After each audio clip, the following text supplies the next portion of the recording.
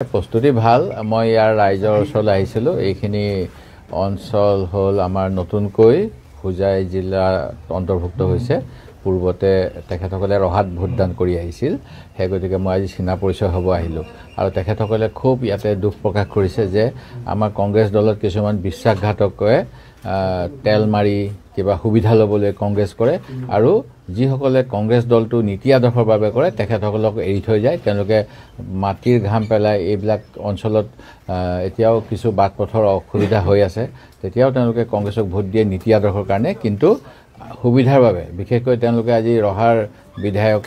শশীকান্ত দাসৰ কথা কৈছে আমাৰ অসম চৰকাৰৰ দুজন মন্ত্ৰীৰ কথা কৈছে যিসকলে কংগ্ৰেছ এৰিছে ক'ৰবাৰ পৰা অহাসকলে এৰিছে যোৱাসকলেও গৈছে ৰমেন বৰঠাকুৰদাঙে ইয়াৰ আগতে বেলেগ এটা কংগ্ৰেছত আছিলে তাৰ পৰা কংগ্ৰেছৰ ভাল দিনত আহিছিল আকৌ বেয়া দিন দেখি গুচি গৈছে সেইকাৰণে মই ইমান গুৰুত্ব দিয়া নাই আহি মানে এটা কথা আছে আয়ৰাম গয়াৰাম বা কিবা আছিলে আহিছে কিবা গৈছে মানুহ ময়াবী জীৱ এনেকুৱা কথা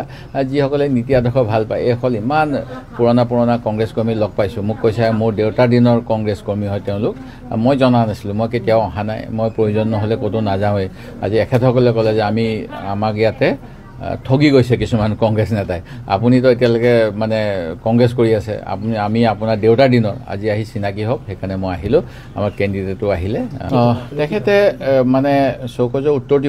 উত্তৰ দিলে নিশ্চয় অসুবিধা নহ'ব আৰু কিছুমান কথা আমাৰ বাৰে প্ৰতি কৈ অহা হৈছে যোৱা সময়ছোৱাত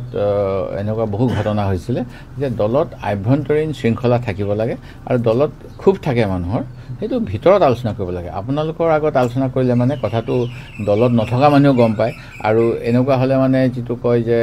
শত্ৰুৱেও লাই পায় শত্ৰুক লাই দিব নাপায় এইটো হ'ল ঘৰ যদি প্ৰকৃততে ভাল পায় শত্ৰুক কেতিয়াও লাই দিব নাপায় সেই গতিকে খুব থাকে ঘৰৰ ভিতৰত আলোচনা কৰিব লাগে কংগ্ৰেছ সৈন্যই নহয় তেখেতে হিন্দু সৈন্য বুলি কৈছে মই আজি এইটো অঞ্চলত আহিছোঁ মই তেখেতসকলক আহিছোঁ ইয়াতে সুধিছোঁ আপোনালোকৰ ইয়াতে ইছলাম ধৰ্মাৱলম্বী আছে নেকি কৈছে আমি কোনো নাই তেখেতসকল গোটেইবিলাক হিন্দু মানুহ আৰু হিন্দু মানুহৰ মাজত মই আছোঁ কাৰণে মোৰো ভাল লাগিছে যে মই কিবা ভুল কৰিলোঁ নেকি বিজেপিত থাকে মানে নগৈ যে